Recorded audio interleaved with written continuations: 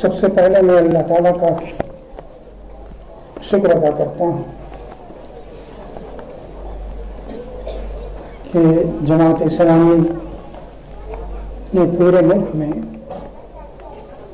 مسلم personal اور بیداری مہم جو چلائی، اس کا پورے ملک میں اس کے مختلف طبقات میں اور مختلف امت کے قابل اعتماد بزرگوں اور دوستوں نے جس طرح استقبال کیا اور جس طرح اس کی تائید کی، اس کے لیے ہم سب شکر گزار ہیں۔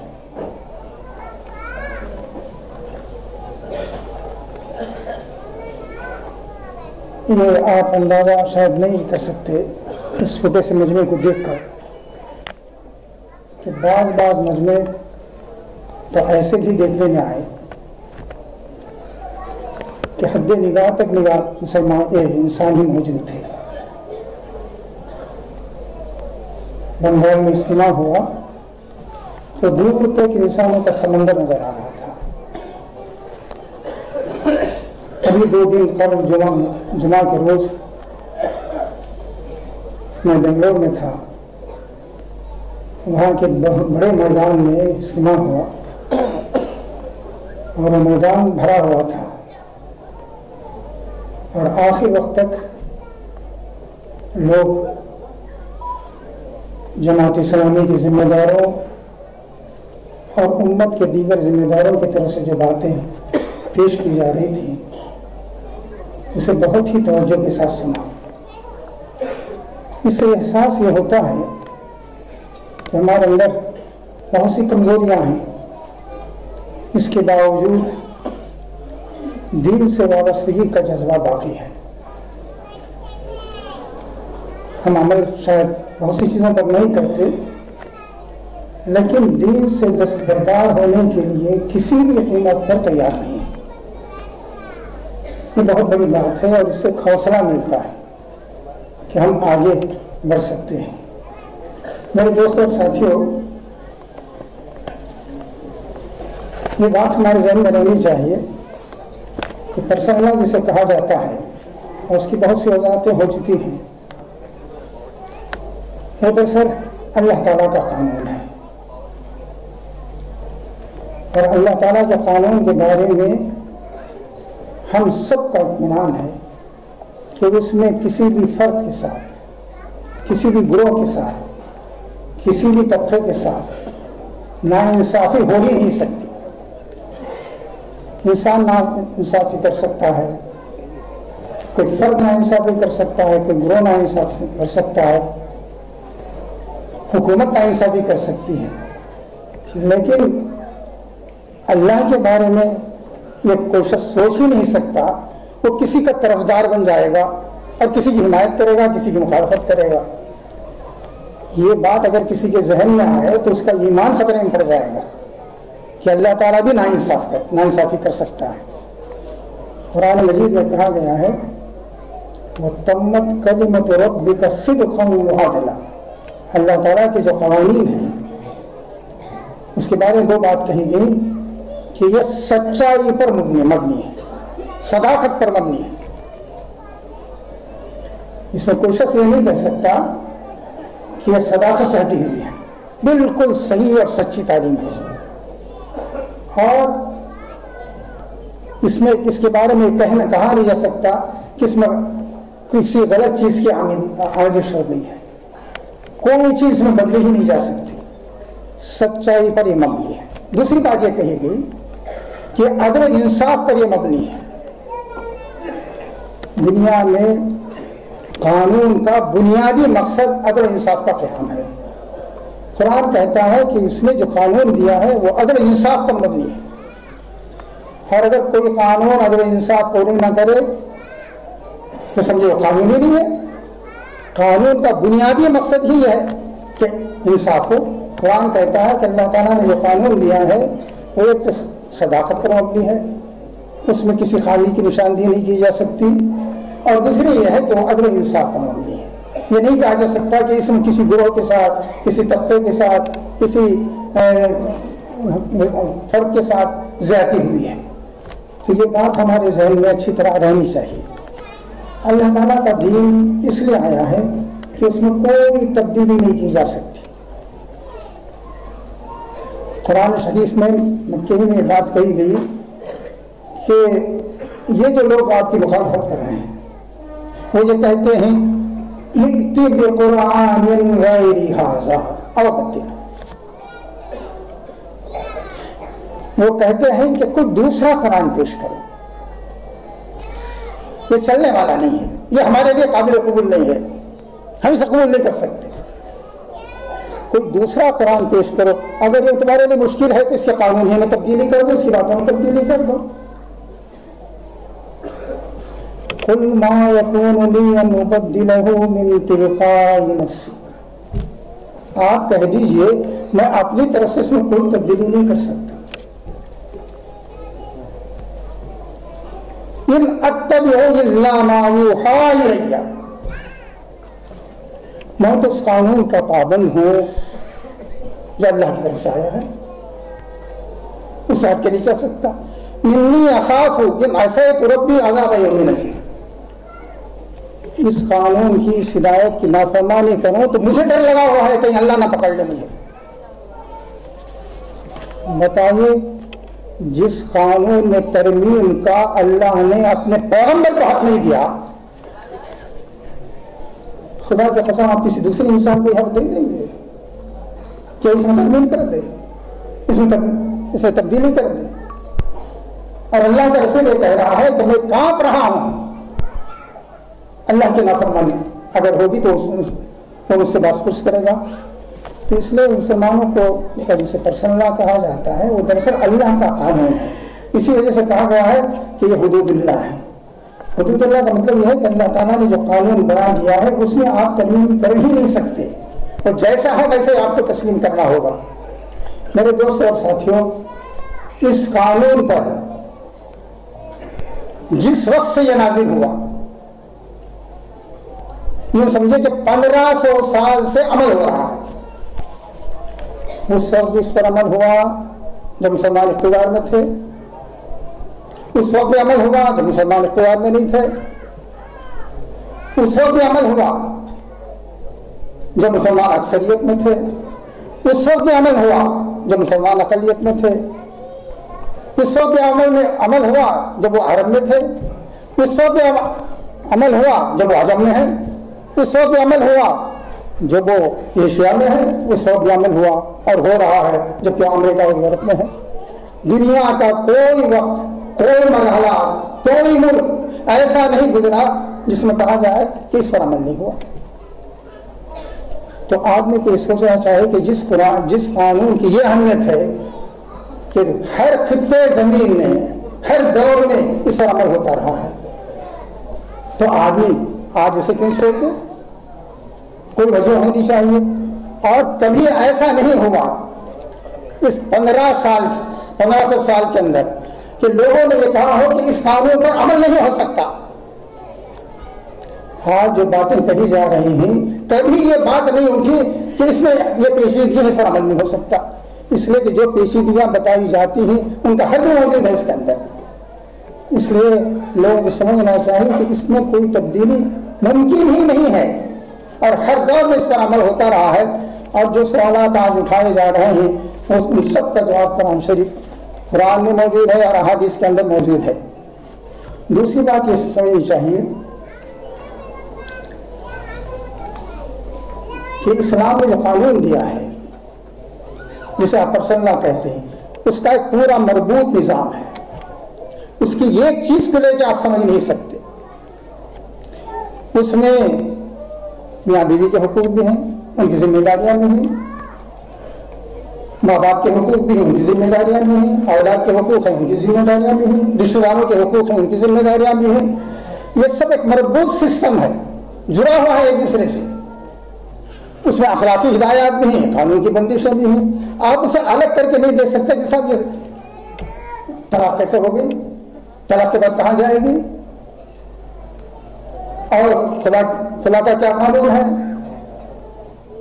عدت کے بعد وہ کیسی زندگی گزارے گی، ان سب چیزوں کا تعلق ایک دوسرے سے جڑا ہوا ہے۔ جب تک آپ اس پورے سسٹم کو نہیں سمجھیں گے اس وقت تک آپ اس مسئلے کو حل نہیں کر سکتے۔ یہاں 21 اپریل کو پریس کانفرنس تھی،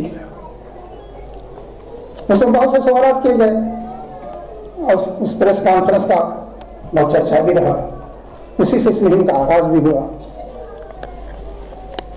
تو وہاں بعض لوگوں نے یہ سوال کیا کہ صاحب اگر کسی عورت کو طلاق دے دی جائے تو جائے گی کہاں؟ میں نے کہا مجھے یہ بتاؤ تم یہ پوچھ رہے ہو وہ جائے گی کہاں؟ میں تم سے ایک سوال کرتا ہوں، میاں بیوی میں کوئی جھگڑا نہیں ہے، کوئی اختلاف نہیں ہے، وہ دونوں محبت کے ساتھ رہ رہے ہیں، ایک دوسرے پر جان دے رہے ہیں، اور اچانک ایکسیڈنٹ ہو گیا، اس کا ختم ہو گیا، اور شہری زندگی میں ایکسیڈنٹ کا ہونا ایک عام بات ہے، یا ہارٹ فیل ہو گیا اس کا، تو اب کہاں جائے گی؟ تو انہوں نے کہا کہ ہمارا سوال دوسرا ہے۔ میں نے کہا کہ تمہارے سوال کا جواب نہیں ہے، پہلے یہ بتاؤ وہ کہاں جائے گی؟ ایک شخص جو بیوہ ہو گئی اب وہ کہاں جائے گی؟ تو میں نے کہا تمہارا خیال یہ ہے کہ اس مسئلے میں 1500 برس سے مسلمانوں نے سوچا ہی نہیں کہ جس کی طلاق ہوگا وہ کہاں جائے گی، جو بیوہ ہو گئی وہ کہاں جائے گی؟ تمہاری آنکھیں کام کرتی ہیں؟ اتنے موٹے مسئلے پر مسلمانوں کے قانون کے ماہرین وہ ہیں جو تم جیسے لوگوں کو برسہ برسک پڑھا سکتے ہیں۔ واقعہ یہ ہے کہ انہوں نے جس طرح قانون کی باریکیوں سے بحث کی ہے، مجھے موقع ہوتا ہے تو بے مثالیں بھی میں دیتا، اس کی مثال کہیں نہیں مل سکتی۔ یہ ایک لفظ پر ایک حرف پر بحث کی ہے انہوں نے، تب جا کے وہ قانون مرتب ہوا ہے جسے اسلامی فقہ ہم کہتے ہیں۔ تو میں نے کہا کہ تمہیں معلوم ہونا چاہیے کہ کیا اتنے بڑے مسئلے پر مسلمانوں نے غور ہی نہیں کیا کہ اس کا شوہر مر گیا کہاں جائے گی وہ، اور اس کی طلاق ہوگی وہ کہاں جائے گی؟ میں نے کہا کہ یہ مسئلہ آپ لوگوں کو معلوم ہونا چاہیے۔ پھر میں نے اسے سمجھایا کہ بھائی دیکھو ہمارے یہاں قاعدہ یہ ہے کہ اگر وہ عورت فرض کیجیے بے سہارا ہے، اگر اس کے یہاں کوئی آمدنی کا ذریعہ ہے، آج کل کے دور میں مثال کے طور پر وہ سروس کر رہی ہے، کسی اسکول یا کالج میں ٹیچر ہے تو کم سے کم 1 لاکھ روپے اس کی ماہانہ تنخواہ ہوگی، اس کا تو کوئی مسئلہ ہی نہیں ہے، کھا رہی کما رہی ہے، یا اس کا کوئی اور ذریعہ آمدنی ہے، مثال کے طور پر اسے وراثت میں کچھ چیزیں ملی ہیں، زمین ملی ہے، جائیداد ملی ہے، یا یہ ہے پیسے والی ہے تو کسی کمپنی میں اس کا شیئر ہے تو بھی کوئی مسئلہ نہیں ہے۔ اور سب سے بڑی بات یہ ہے کہ اگر اس کی شادی ہو جائے تو کوئی مسئلہ نہیں ہے۔ شادی کا متعلقہ کا بیوہ کی شادی کا رواج ہمارے ہاں کم ہو گیا ہے، اور جس وقت قرآن شریف نازل ہو رہا تھا وہاں یہ مسئلہ نہیں تھا کہ کوئی شخص کسی عورت کی طلاق ہو گئی ہے یا کوئی بیوہ ہو گئی تو اس کی شادی نہیں ہو سکتی تھی، بلکہ وہ عام بات تھی، مسئلہ حل ہو جاتا تھا۔ تو میں نے کہا کہ اگر یہ تمام صورتیں ناممکن ہیں، اور آپ یہ بھی سوچئے کہ اسلام کا قانون ہے کہ ایسی صورت میں وہ عورت اپنے ماں باپ کے پاس جائے گی، اور یہ بات صراحت کے ساتھ ہمارے فقہاء نے کہی ہے کہ ان تمام حقوق کے ساتھ جائے گی جو شادی سے پہلے سے حاصل تھے۔ اب اس کا مال نفقہ بھی سے برداشت کرنا ہوگا، اس کی شادی کا بھی اہتمام کرنا ہوگا، اس کے بچے ہیں تو ان کی بھی دیکھ بھال کرنی ہوگی، ان تمام چیزوں کے ساتھ وہ ذمہ داری ہوگی۔ اس کا مطلب یہ ہے کہ وہ تمام قانونی حقوق سے حاصل ہوں گے جو اس سے پہلے حاصل تھے، اور وہ عدالت کے ذریعے، اگر اسلامی قانون حکومت ہو تو عدالت کے ذریعے اپنا حق حاصل کر سکے گی۔ تو ایسی صورت اس کا مسئلہ ہی کیا رہتا ہے۔ اور اگر فرض کیجیے خاندان میں کوئی آدمی نہیں ہے، جو نزدیک کے رشتے دار نہیں ہے، اس کا ایک سسٹم قرآن میں موجود ہے اور حدیث میں موجود ہے، وہاں بھی کوئی اس کا علاج نہیں ہے، تب آپ मुसलमानों से कहेंगे औकाफ की ज़मीन है उससे इंतज़ाम कीजिए, या मुसलमानों से हम यह कहेंगे कि तुम्हारे पास ऐसा फंड होना चाहिए कि ऐसी औरतों की मदद करें। मैंने कहा अगर वो भी नहीं करते, फर्ज कीजिए ना औकाफ का इदारा हमारा काम कर रहा है ना कोई और है, ना मुसलमानों के पास ऐसा फंड है, होना चाहिए। ये शर्म की बात होगी कि ऐसी औरतों की मदद के लिए मुसलमानों के पास फंड ही ना हो। तो मैं कह रहा हूं कि आप दुनिया में किस लिए जिंदा हैं? आप तो अपने आप को वेलफेयर स्टेट कहते हैं ना। और जिस तरह की तलाक का आप जिक्र कर रहे हैं, हमने मान लिया कि पूरे हिंदुस्तान में 100 ऐसे केसेस हैं, ये मुबालगे के साथ मैं कह रहा हूं, कि जिसमें औरत बेसहारा हो के दरवाजे बाहर आ गई हो सड़क पे, कोई उसका पूछने वाला नहीं, ना घर के लोग हैं ना बाहर के लोग हैं, तलाक हो गई या उसका शौहर मर गया, कासे गदाई लेके सड़क पे आ गई। ऐसे अगर 100 केस भी हैं पूरे हिंदुस्तान में, शर्म से डूब के तुम्हें मर जाना चाहिए कि उसका भी तुमने इंतजाम नहीं किया। फिर किस मामले में ये वेलफेयर स्टेट है? क्या 100 खानदानों 100 औरतों का इंतजाम नहीं कर सकते थे तुम?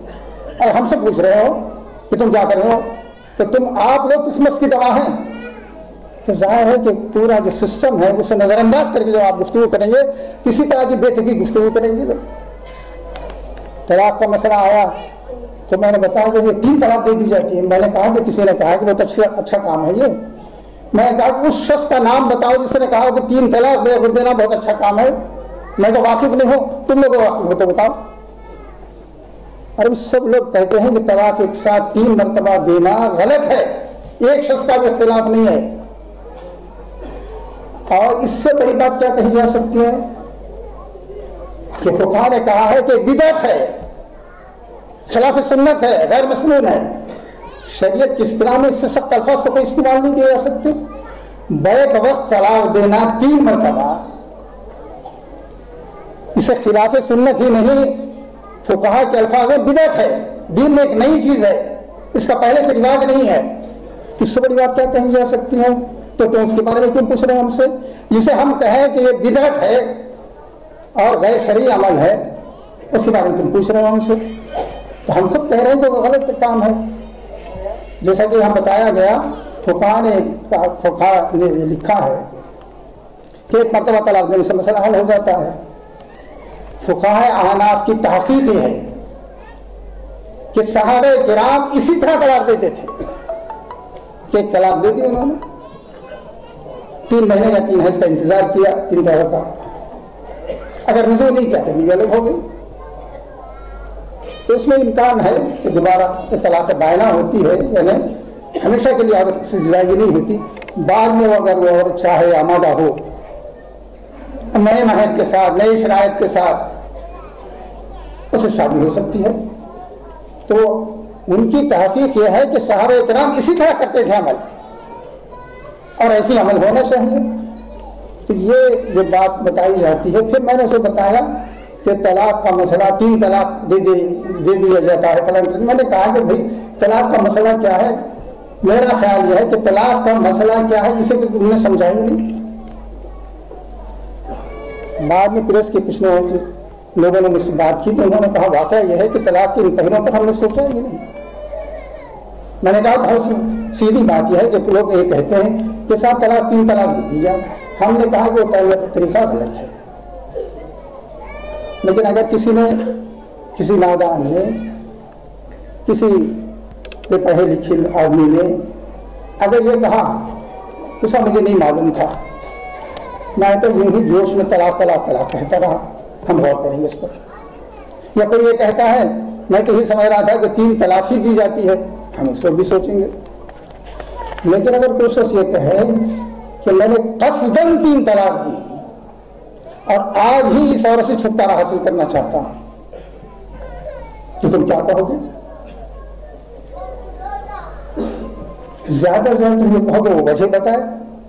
क्या वो वजह सुनने के लिए तुम तैयार हो कि क्यों उस औरत से इसी वक्त वाला चाहता है? फिर उस औरत की इज्जत और आबरू सोसाइटी के अंदर महफूज रहेंगी। या कोर्ट में जाके वो साबित करे कि क्यों तलाक दे रहा है। कोर्ट में जिस तरह के सवाल होते हैं, मुझे तो ज्यादा इत्तेफाक नहीं हो, सिर्फ एक मरतबा मैंने सुना है।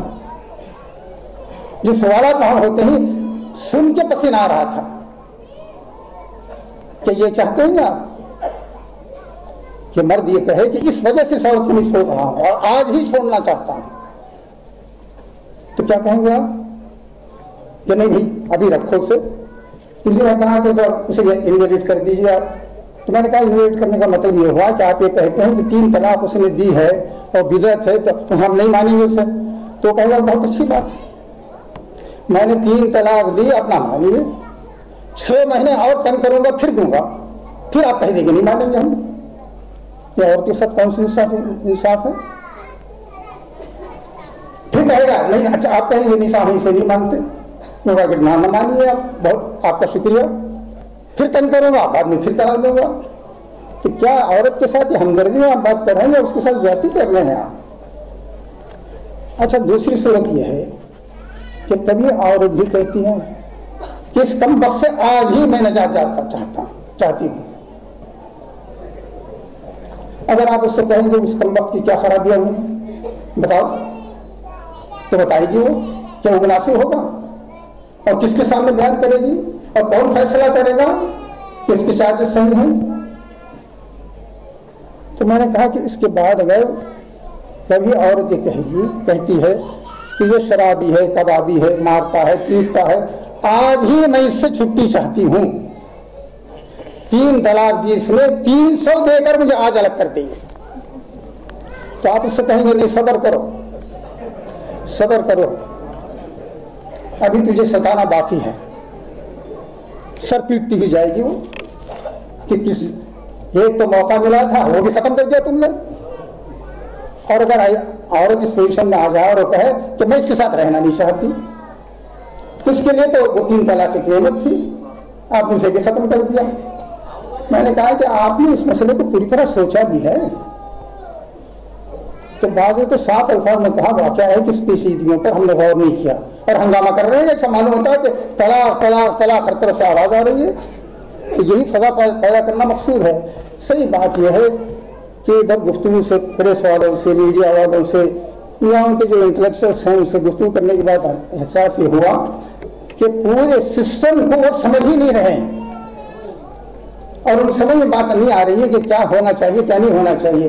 जब तक इस पूरे सिस्टम को नहीं समझा जाएगा उस वक्त तक इसका कोई जवाब नहीं हो सकता। दूसरी बात यह है कि पर्सनल जिसे कहते हैं, ये तो नहीं हमारा मसला है ना, ये किसी और कम्युनिटी का मसला नहीं है। ऐसा नहीं कि पूरे मुल्क में एक मुसीबत आ गई हो, ये मसला है 15-20 करोड़ मुसलमानों का यहाँ का, और उनका पर्सनल ही आप ये कहते हैं, मतलब ये कि इस मिल्लत का या आपके अल्फाज में इस कौम का ये मसला है। इस मसले को आप पूरे मुल्क का मसला क्यों बना रही हैं आप? और दूसरे यह है कि हम ये चाहते हैं कि इस्लाम ने एक कानून दिया है कि जितनी मजहबी इकाइयाँ हैं, तहजीबी इकाइयाँ हैं, उन सबको अपने मजहब पर अमल की आज़ादी है। कुरान में सूरह माइदा के अंदर कहा गया, बहुत तफसील से मैंने अपनी किताबों में इस पर बहस की है। कुरान ने कहा कि ये तौरात और इंजील वाले क्यों आते हैं आपके पास? तो कैफ़ युहक्किमूका व इन्नहुम तौरात फीहा हुक्मुल्लाह, उनके पास तौरात है, उस पर अमल करो। तो ये आज़ादी हर गिरोह को मिलनी चाहिए, हम इसकी वकालत करते हैं। हम सिर्फ ये नहीं कहते कि हमारा पर्सनल नाम महफूज हो। कुरान की तालीम यह है कि हर एक को, हर मजहबी इकाई को इसका हक मिलना चाहिए, वो अपनी किताबों के मुताबिक उस पर अमल करे। कुरान ने कहा ये यहूद और नसारा तुम्हारे पास आते क्यों हैं? क्या इनके पास तौरात नहीं है? क्यों नहीं इसके मुताबिक फैसला करते हैं? फिर उसके बाद कहा वही जाओ का फाहकुम बैनहुम बिमा अंज़लल्लाह, हाँ अगर आपके पास आए तो आप अपने कानून के मुताबिक फैसला करें।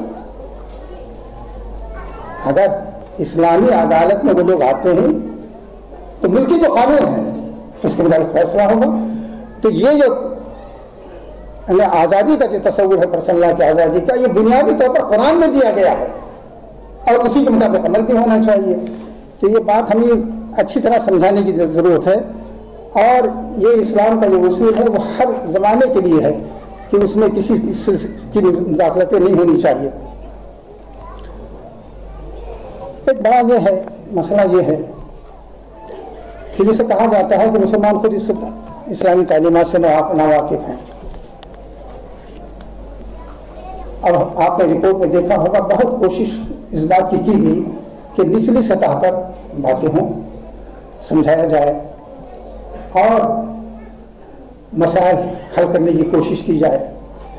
اس بات کی ہر سطح پر کوشش کی گئی۔ ظاہر ہے کہ جو بالکل دیہات میں رہتے ہیں ان کو سب معلوم ہی نہیں ہے دین کیا ہے۔ کبھی کبھی تو ایسا بھی ہوتا ہے کہ الگ ہو گئے، بیوی سے طلاق دے دی، پھر ساتھ رہ رہے ہیں، ایسے کیسے بھی سامنے آتے ہیں، لیکن ان کو اس کا احساس ہی نہیں ہے۔ ایسے ہی جو سلم ایریاز ہیں ان میں بھی یہی حال ہے۔ شہروں میں جو سلم ایریاز ہیں، شہری زندگی میں تو کچھ حد تک واقفیت ہو جاتی ہے، لیکن جو سلم ایریاز ہیں ان میں بھی ایک دوسرے سے واقفیت نہیں ہے۔ تو ہماری کوشش یہ ہوئی کہ یہ لوگ بھی اسلام سے واقف ہوں، اور جو پڑھے لکھے لوگ ہیں وہ اسے سمجھنے کی کوشش بھی کریں۔ اس میں کسی حد تک ہی ہمیں کامیابی ہوئی ہے، لیکن اس میں ہم کو اور جاری رہنا چاہیے۔ اس وقت ہمارے سامنے سب سے بڑا مسئلہ یہ ہے کہ دیکھیے، ایک وقت تھا کہ مسلمان بچے کو کسی حد تک تعلیم اس کے گھر سے مل جاتی تھی۔ وہ جیسے بڑے بڑے جو لوگ موجود ہیں وہ جانتے ہیں کہ ہم نے دین کا بنیادی تصور اپنے ماں باپ سے حاصل کیا۔ اس نے کہا کہ بھئی کھانا کھاؤ تو سیدھے ہاتھ سے کھاؤ، بسم اللہ کہیں کھاؤ، کھانا ختم ہونے پر الحمدللہ کہو، نماز اس طرح پڑھی جاتی ہے، اور نماز کے بعد اللہ کے سامنے دعائیں کرو۔ یہ سب کہے بغیر ہماری ماں نے ہمیں بتایا۔ اب وہ مائیں نہیں رہی۔ مسئلہ یہ ہے کہ وہ مائیں نہیں رہی جو نماز سکھاتی تھی، جو قرآن سکھاتی تھی۔ اب بچہ 3 سال کا بھی نہیں ہوتا، نرسری میں پہنچا دیا جاتا ہے، ماں بھی مطمئن ہے کہ میں آزاد ہوں، اور اس کے بعد وہ ہائی اسکول کرے، گریجویشن کرے، پوسٹ گریجویشن کرے، ڈاکٹریٹ کرے، پوسٹ گریجویٹ کرے، کہیں اللہ کا نام نہیں آتا،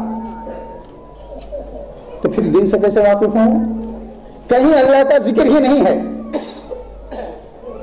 دنیا کے اور معلومات اسے ہو سکتی ہے، لیکن اسے کوئی علم نہیں ہے دین کا۔ تو اب ایسی صورت میں کیا کریں آپ؟ اس کے سلسلے میں ایک جماعت اس پر سوچ رہی ہے، اور اس کا ایک نقشہ بھی بنا لیا ہے اس نے۔ وہ یہ ہے کہ جہاں اس طرح کی شادی ہو، ظاہر ہے کہ شادی اچانک نہیں ہوتی، یا لوگوں کے علم میں ہو، کم سے کم 2 دن 4 دن 8 دن کے لیے ایسے لڑکے اور لڑکی کو کی کاؤنسلنگ ہو، اسے سمجھایا جائے دین کیا ہے، بنیادی باتیں کیا ہیں، اس میں عورت کا حق کیا ہے، مرد کا کیا حق ہے، ماں باپ کا کیا حق ہے، رشتے داروں کا کیا حق ہے، گھر میں سے کیسی زندگی گزارنی چاہیے، مرد کو بھی بتایا جائے، عورت کو بھی بتایا جائے۔ یہ کام، اس کے لیے پورا نظام ہم لوگوں نے وضع کیا ہے۔ مولانا خالد سیف اللہ رحمانی صاحب نے کہا، اور وہ سسٹم میں، اس سسٹم کے اندر گھر کے ذمہ دار بھی لوگ بھی ہوں گے، پڑھے لکھے لوگ بھی ہوں گے، اور قانون کا کوئی ماہر بھی ہوگا، اور دوسرے اور لوگ بھی ہوں گے جو اس ایک کاؤنسلنگ میں شریک ہوں گے۔ اس طرح تعلیم سے جو بے بہرا عورتیں ہیں، لڑکیاں ہیں یا لڑکے ہیں، اس کا کوئی بدل نہیں ہے۔ کم سے کم وہ شادی سے پہلے ان باتوں کی واقفیت حاصل کریں گے، اور ان کو یہ بھی بتایا جائے اگر خدا نخواستہ، 1000 بار خدا نخواستہ تمہارے درمیان اختلاف پیدا ہو جائے تو طلاق کا طریقہ ہے، ایک مرتبہ طلاق دینا کافی ہے، اور یہی صحیح طریقہ ہے، اور خدا حاصل کرنا چاہو تو اس کا طریقہ ہے۔ تو یہ بات قرآن خدا کے اندر بھی لوگوں نے کہا ہے کہ مرد کی طرف سے بھی پیشکش، عورت کی طرف سے بھی پیشکش ہو سکتی ہے، مرد کی طرف سے بھی پیشکش ہو سکتی ہے، اگر قبول کر کے آدمی علیحدہ کر دیتا علیحدہ ہو جائے گی۔ تو اس کے لیے کاؤنسلنگ کا ایک باقاعدہ نظام بنایا گیا ہے، اور اس میں قانون کے ماہرین بھی ہیں اور ذمہ دار لوگ بھی ہیں، اور جماعت کے لوگ بھی اس کے اندر موجود ہوں گے۔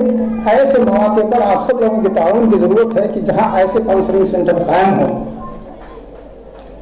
بعض مقامات پر تو 2-4 سینٹر قائم ہو گئے ہیں، لیکن ابھی پوری توجہ ہماری اس طرف نہیں ہے۔ اگر یہ صورت حال پیدا ہوگی تو آپ دیکھیں گے کہ بہت سے لوگ اس کی طرف متوجہ ہوں گے اور اس سے فائدہ اٹھائیں گے۔ اسی طرح لوگوں نے کہا ہم سے کہ طلاق کا مسئلہ، میں نے کہا کہ طلاق کے مسئلے میں جو مذاکرتیں ہیں اسے تو سمجھو تم۔ بعد میں ایک پریس والی نے مجھ سے کہا کہ صاحب اس تفصیل سے ہم نے غور نہیں کیا۔ ایک صاحب نے کہا کہ حلالہ کا مسئلہ کیا ہے؟ میں نے کہا کہ بھائی قرآن میں صاف الفاظ میں کہا گیا ہے نکاح محبت کا تعلق ہے، الفت کا تعلق، اور یہی تعلق ہونا چاہیے بنیادی طور پر۔ اور یہ بات غلط ہے، شریعت کے مقصد کے خلاف ہے۔ آدمی اس خیال سے شادی کرے کہ کل پرسوں یا مہینے 2 مہینے کے بعد اسے جدا کر دوں گا، شریعت کی روح کے خلاف ہے۔ اور حدیث میں صاف الفاظ میں کہا گیا ہے لعن اللہ المحلل والمحلل، اللہ تعالیٰ کی لعنت ہے اس شخص پر جو دوسرے کو بیوی حلال کرنے کے لیے شادی کرے، اور جس کے لیے حلال کیا جاتا ہے اس پر بھی اللہ کی لعنت ہے۔ میں نے کہا کہ جس شخص پر اللہ کی لعنت ہو، رسول اللہ صلی اللہ علیہ وسلم نے اللہ کی لعنت بھیجی ہو، تم پوچھ رہے ہو اس کا مسئلہ کیا ہے؟ ہم بھی کہیں گے اس پر لعنت ہے اللہ کی، اگر اس مقصد سے وہ کر رہا ہے۔ لیکن قانون ایک دوسرے ڈھنگ سے دیکھتا ہے اسے، ہمیں نہیں معلوم، قانون میں گنجائش ضرور رہے گی۔ قانون میں اگر ایک شخص نے باقاعدہ نکاح کیا اور وہ آ کے کہتا ہے کہ صاحب میں بیوی کے ساتھ رہنا نہیں چاہتا، میں طلاق دے رہا ہوں، طلاق دے دی اس نے، تو کوئی قاضی یہ نہیں کہے گا کہ تیری طلاق نہیں ہوئی نہ تیرا نکاح ہوا، یہ نہیں کہہ سکتا۔ جن فقہاء نے اس کی اجازت دی ہے ان کا یہی منشا ہے۔ قانون کے تقاضے اگر پورے ہو جائیں گے تو اسے روکنا مشکل ہوگا، ورنہ روح دین کی سراست خلاف بات ہے۔ امام ابن تیمیہ تو اتنی موٹی کتاب اس پر لکھی ہے، انہوں نے کہا ہے کہ یہ روح دین اور اس کے مزاج کے خلاف بات ہے۔ اقامت الدلیل علی تعلیل تحلیل، میں عربی الفاظ استعمال کرنے کا عادی نہیں ہوں، اس عنوان سے انہوں نے زبردست کتاب ہی لکھی ہے۔ میں نے کہا بھائی جس شریعت کے اندر اس بات کی تاکید کی گئی ہو اور صرف ایک قانونی جواز کے تحت اس طرح کی بات کی گئی ہو، اس کے بارے میں آپ نہیں کہہ سکتے کہ اس کے لیے مسلمان گویا جواز یہ کریں۔ ایک ساتھ ایک بات یہ بھی ہے، دیکھیے شادی کے بعد آدمی ماں باپ کے ساتھ کیا سلوک کرتا ہے، ہم یہ بات کہیں گے ختم کرتے ہیں۔ بیوی کی محبت میں ماں باپ کو نظر انداز کر دیتا ہے اور پوچھتا تک نہیں ہونی، جبکہ قرآن میں یہ کہا گیا کہ اگر وہ بڑھاپے کو پہنچ جائے تو اف تک نہ کہو، ولا تقل لهما اف، اف تک نہ کہو، ولا تنهرهما، سختی سے ان سے بات نہ کرو، وقل لهما قولا کریما، شرافت کے ساتھ ان سے بات کرو، واخفض لهما جناح الذل، اپنے بازو جھکا کے رہو ان کے سامنے، اکڑ کو نہ دکھاؤ، گردن جھکا کے ان سے بات کرو۔ پرندہ جس طرح جھک جاتا ہے اس طرح جھک جاؤ، اور یہ سب کچھ کرنے کے بعد دعا کرو کہ اللہ تعالیٰ، اے اللہ ان کے احسانات کا ہم کوئی بدلہ نہیں دے سکتے، تو ان پر رحم فرما۔ میں کہتا ہوں کہ ہم میں سے جو نوجوان ہیں سینے پہ ہاتھ رکھ کے کہیں کتنے لوگ ہیں جو اپنے ماں باپ کے ساتھ یہ سلوک کرتے ہیں؟ پھر کس منہ سے ہم کہیں کہ ہم پر صلی اللہ کی پابند رہنا چاہتے ہیں اور اللہ کو کیا منہ دکھائیں گے؟ آپ نے فرمایا کہ اس شخص پر افسوس ہے جس کے ماں باپ یا دونوں میں سے یہ کسی کو بڑھاپے میں ملے اور وہ جنت میں نہ جائے۔ تو میرے دوست اور ساتھیوں، کوتاہی ہماری طرف سے ہے اور اس بات کی کوشش ہونی چاہیے کہ یہ کوتاہیاں دور ہوں اور مسلم پرسنل کو خود ہم سمجھیں، اس کی باریکیوں کو جانیں، اس کی نزاکتوں کو جانیں، اور دنیا کو بتائیں کہ اس کے ساتھ کیا مسائل ہیں اور کس طرح ایک پورا سسٹم ہے جس کے اندر یہ تمام مسائل اس خود حل ہوتے چلے جاتے ہیں۔ اللہ تعالیٰ سے دعا ہے کہ اس نے اتنے بڑے مجمع سے خطاب کا موقع عنایت فرمایا، اور یہ مہم جس طرح چلی اور جس طرح استقبال اس ملت نے کیا اس سے بڑا حوصلہ ملتا ہے۔ جو کمیاں رہ گئی ہیں اللہ نے چاہا تو ان کمیوں کو بھی دور کرنے کی کوشش کی جائے گی، اور جیسا کہ ہمارے بعض دوستوں نے کہا कि इसे पहली मंजिल समझना चाहिए। वाकई हम भी यही समझ रहे हैं कि पहली मंजिल है, इस काम को और आगे बढ़ाने की जरूरत है और ये काम बढ़ेगा इंशाअल्लाह उस वक्त जबकि आप सब लोगों का ताउन से हासिल हो। इन्हीं सब बातों पर मैं अपनी गुफ्तगू खत्म करता हूँ। अल्हम्दुलिल्लाह।